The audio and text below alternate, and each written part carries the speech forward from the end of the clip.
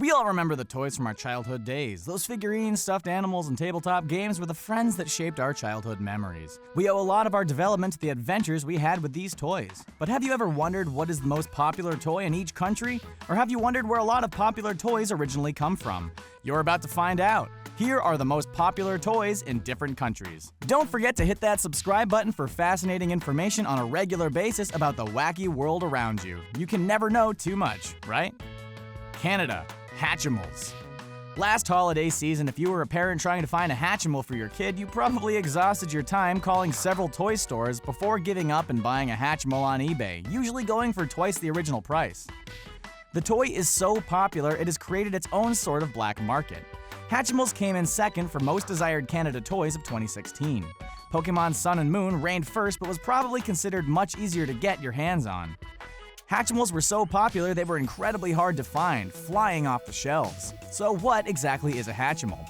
They come from the Canadian toy company Spin Master. And just imagine the learning tech that we saw with the toy craze of Furbies inside a soft animatronic baby bird that hatches out of an egg. It's an interactive toy that needs the child's interaction before it starts to hatch and before it starts to walk. In order to get your eggs to hatch, you have to hold it on a regular basis, rubbing the eggs and keeping it warm with your contact. There's a few other things you can do to play around with your Hatchimal while it's in egg state. Does anybody else remember the baby project they made you do in middle school where you awkwardly pair up with an opposite-sex classmate and care for an egg if you don't want to take care of one of those annoying crying dolls? You know, I always figured it was a ploy to scare and prevent young kids from getting pregnant. But maybe they should use Hatchimals instead. Japan, Hello Kitty. Hello Kitty is not just a Japanese figure anymore, but she has reached worldwide acclaim, showing up in Macy's Days parades, on floats, in American retail stores, and in American celebrity fashion. Somehow, Hello Kitty hits all the right points for being profitable across a wide spectrum of consumers and demographics. Kids just love her, and adults also like Hello Kitty products. She first appeared about 40 years ago on a tiny little vinyl purse. Today, CNN Money reports that Hello Kitty accounts for roughly 75% of Sanrio's $142 million annual operating profit and brings in most of the $600 million in company revenue each year. Sanrio is the Japanese company that owns her, and they run several retail boutiques, animated shows, and gift shops. Somehow, this cat is more of a celebrity than the other feline celebrity known by the internet as Grumpy Cat. And no, the rumor that Hello Kitty began as a pact with the devil that a mother made for a dying daughter ailing with mouth cancer is just an urban legend. Yes, you heard that right. Apparently, the rumor can be traced back to an email in Spanish that made other weird accusations like the word kitty being a Chinese word for demon. But this is not true for any of the Chinese dialects. I guess when you're famous, even as a cute little kitty, people are always going to want to take you down. USA. Fidget spinner. Fidget spinners exploded almost as quickly as the upcoming zombie virus that will soon launch us into a literal Walking Dead. These simple toys have been around for ages to help children with disabilities to focus in class, and there was no gigantic marketing campaign trying to force them down our throats. One 6th grade special education teacher, Shannon Rowell, says that she went on spring break, and when classes started again, almost 25 students had one. Stores are scrambling to keep up with the demand, and parents are tearing their hair out at the constant nagging. So, the big question is, how did this virus spread so quickly? Richard Gottlieb, a consultant at Global Toy Experts in New York, chalks it up to basic human instinct. He says that it is likely that someone showed off on the playground, kids also wanted one, and boom! The fad exploded. Videos of YouTubers spitting them on noses and heads also haven't helped to curb the flood either. I'm telling you, this is how the zombie apocalypse starts, man. But as with most fads, experts are predicting that the fidget spinner craze will be over almost as soon as it began. Whew. So there is some hope on the horizon. At the moment though, these toys are flying off the shelves so quickly that manufacturers can't keep up. Retailers are sold out almost as soon as the delivery truck leaves, and parents everywhere are beginning to regret giving birth. Wait, what? Hungary. Rubik's Cube. Many toys go in and out of fashion, seeing unprecedented success before becoming just an old relic of an old era. But no toy has seen survival rates quite like the Rubik's Cube, the toy that made young kids feel either very smart or very stupid. Pro tip: if your Rubik's Cube comes with sticker color squares, just take them all off and put them all back on to impress your friends and pretend you solved it. Fair warning though, this will actually break it and make it unsolvable. Because reasons?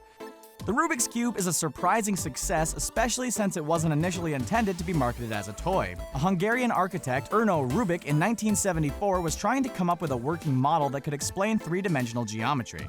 The funny thing was, once he had his cube, he actually couldn't solve it at first. After all, the cube can be arranged 43 quintillion different ways. You could spend your entire life trying to solve it if you didn't know the tricks. Erno Rubik did solve it after a month, however, and then began to market it in Hungary as a toy. It was eventually licensed to the Ideal Toy Corp in 1980. Nearly 30 years later, by 2009, the toy has seen more than 300 million units sold worldwide. China, shuttlecock. No, that's not a perverted form of transportation. Get your minds out of the gutter. It is also not to be confused with poppycock. Chinese shuttlecock is actually an old game, dating back to 5th century BCE in China. Now that's old. It is somewhat like an American game of hacky sack, but it involves a ball with feathers attached to it. They're more than likely faux feathers, but perhaps earlier versions involved chicken feathers, thus the name shuttlecock. The Chinese name is Tijiangxi.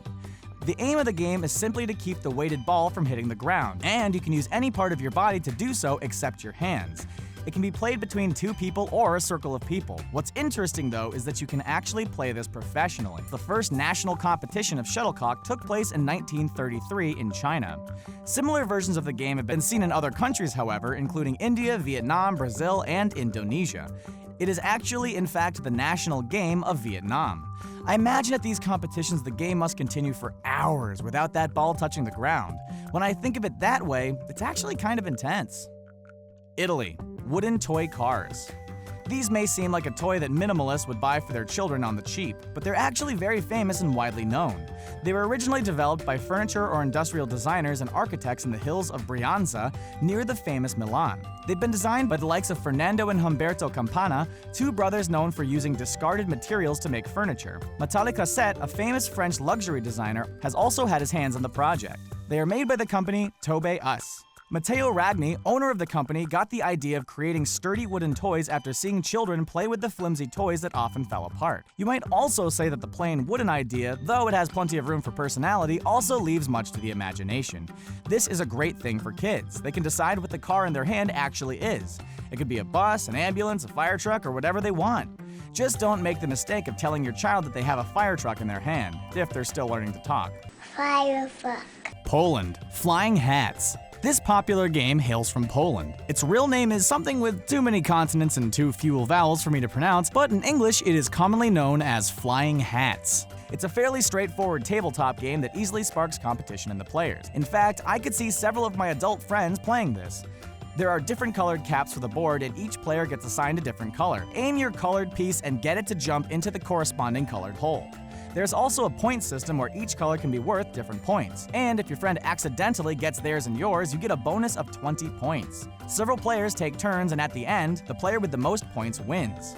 Wash, rinse, repeat. In order to up the antics, several boards have been made with various shapes and layouts. You can find triangle boards or boards with different height levels.